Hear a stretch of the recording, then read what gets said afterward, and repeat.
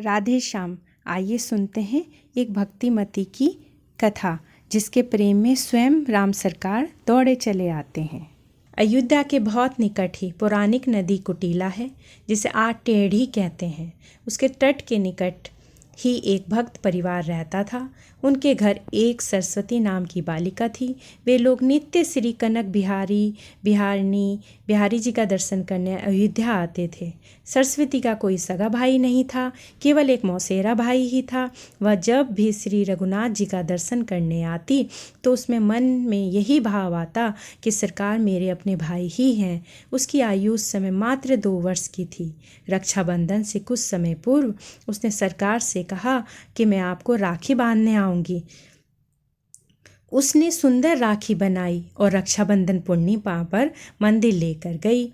पुजारी जी ने कहा कि हमने भैया के लिए राखी लाई हूँ। मैं अब भैया के लिए राखी लाई हूँ। पुजारी जी ने छोटी सी सरस्वती को गोद में उठा लिया और उससे कहा कि मैं तुम्हें राखी सहित सरकार को स्पर्श करा देता हूँ और राखी में बांध दूंगा। पुजारी जी ने राखी बांध दी और उसको प्रसाद दिया। अब हर वर्ष राखी बांधने का उसका नियम बन गया। समय के साथ वह बड़ी हो गई और उसका विवाह निश्चित हो गया। वह पत्रिका लेकर मंदिर में आई और कहा कि मेरा विवाह निश्चित हो गया है, मैं आपको न्योता देने आई हूँ। चारों भाइयों को विवाह में आना ही है। पुजारी जी को पत्रिका देकर कहा, मैंने चारों भाइयों से कह दिया है, आप पत्रिका सरकार के पास रख दो और आप भी कह दो कि चारों भाइयों को विवाह में आना ही है। ऐसा कहकर वो अपने घर पर चली गई। विवाह का दिन आया। अवध में एक रस्म होती है कि विवाह के बाद भाई आकर उसको चादर उड़ाता है, कुछ भेंट वस्तुएं भी देता है। उसकी मौसी ने अपने लड़के को कुछ सामान और 11 रुपये दिए और मंडप में पहुंचने को कहकर वह चली गई। उसका मौसेरा भाई उपहार, वस्त्र और 11 रुपये लेकर रिक्शा में बैठकर विवाह मंडप की ओर निकल पड़ा। रास्ते में ही रिक्शा उलट गई और वह गिर गया। थोड़ी सी चोट आई। लोगों ने उसको दवाखाने ले जाकर मरहम पट्टी कराई।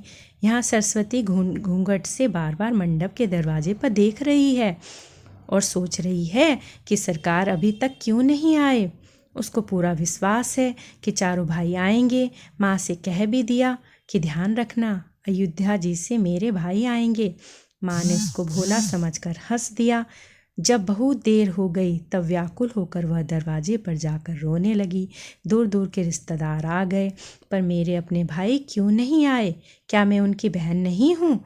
उसी समय 4 बड़ी मोटर गाड़ियाँ और एक बड़ा ट्रक आते हुए उसने देखा। पहली गाड़ी से उसकी मौसी का लड़का और उसकी पत्नी उतरी। बाकी गाड़ियों से 3 जोड़ियाँ उतरी। मौसी के लड़के के रूप में सरकार ही आए थे। श्री राम सरकार रत्न जड़ित पगड़ियाँ, वस्त्र, हीरो के हार पहन रखे हैं। श्री हनुमान जी पीछे ट्रक में सामान भर कर लाए हैं। हनुमान जी पहलवान के रूप में आए थे। उन्होंने ट्रक से सारा सामान उतारना शुरू किया। स्वर्ण, चांदी, पीतल, तांबे के बहुत से बर्तन, बिस्तर, सोफे, ओढ़ने बिछाने के वस्त्र, साड़ियाँ, अलमारियाँ, कान, नाक, गले, कमर, हाथ पैर के आभूषण। मौसी देखकर आश्चर्य में पड़ गई कि इतना कीमती सामान मेरा लड़का कहाँ से लेकर आया। चारों का तेज और सुंदरता देखकर सरस्वती समझ गई कि यह मेरे चारों भाई हैं। सरस्वती जी के आनंद का कोई ठिकाना ना रहा। उसका रोना बंद हो गया। सरकार ने सारे से कहा कि किसी को भी भेद मत बताना, गुप्त ही रखना। इनका रूप इतना मनोहर था कि सब उन्हें देखते ही रह गए। कोई पूछ न पाया कि यह गाड़ियाँ कैसे आई, ये अन्य 3 लोग कौन हैं। लोग हैरान होकर देख रहे थे कि अभी तक रो रही थी, अभी इतना हंस रही है, आनंद में नाच रही है। किसी को कुछ समझ नहीं आ रहा था। जब तक उसकी विदाई नहीं हुई तब तक चारों भाई उसके साथ ही रहे। सभी गले मिले और आशीर्वाद दिया। सरस्वती ने कहा, जैसे आज शादी में सब संभाल लिया वैसे जीवन भर मुझे संभालना। जब वह गाड़ी में बैठकर पति के साथ जाने लगी तब चारों भाई अंतर्ध्यान हो गए। उसी समय असली मौसेरा भाई किसी तरह लंगड़ाते पट्टी लगाए हुए वहाँ आया। उसने वस्त्र ओढ़ाया, उपहार और 11 रुपये दिए। मौसी ने पूछा कि अभी तो तू बड़े कीमती वस्त्र पहने गाड़ी और ट्रक लेकर आया था, ये पट्टी कैसे बंध गई, कपड़े कैसे फट गए, उसको तो कुछ समझ ही नहीं आ रहा था। अंत में सरस्वती से उसकी माता ने एकांत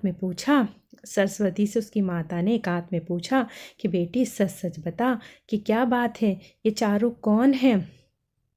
तब उसने कहा, माँ मैंने आपसे कहा था ना कि ध्यान रखना मेरे भाई अयोध्या से आएंगे। माँ समझ गई, इसके जो 4 भाई हैं वो श्री रघुनाथ जी और अन्य 3 भाई ही हैं। माँ जान गई कि श्री अयोध्यानाथ ही सरकार अपनी बहन के प्रेम में बंध कर आए थे और अपनी बहन को इतने उपहार आभूषण और वस्तुएं दे गए हैं कि नगर के बड़े बड़े सेठ नवाबों के पास भी नहीं है। जय हो। राधे श्याम। भक्तों, संतों के अपने इस चैनल को आप लाइक करें, सब्सक्राइब करें। हमारी हौसला अफजाई के लिए इसे शेयर भी करें। राधे श्याम।